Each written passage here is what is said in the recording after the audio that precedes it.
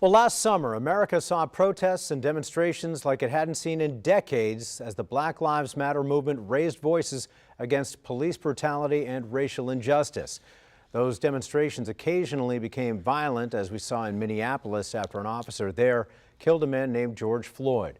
Now, several states, including Florida, are moving to enact new laws that critics say would stifle the right to protest. Kaylee Tracy spoke with demonstrators who gathered today in Jacksonville. And Kaylee, they're calling for city leaders to oppose legislation supported by Florida's governor.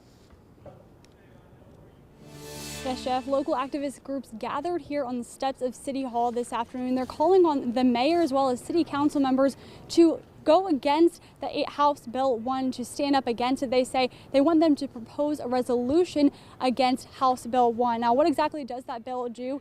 Well, the bill would enhance criminal penalties for anyone arrested at a protest that turns violent, create a new criminal offense called mob intimidation, make it harder for cities to cut law enforcement spending, and would toughen penalties for existing crimes if those crimes are a part of a riot, among other things.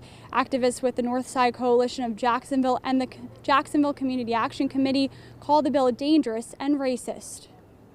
We want the city officials to speak up, make their positions known, stop hiding. We want them to express some amount of what they used to call testicular fortitude, resilience, commitment, and dedication to what it is they believe in.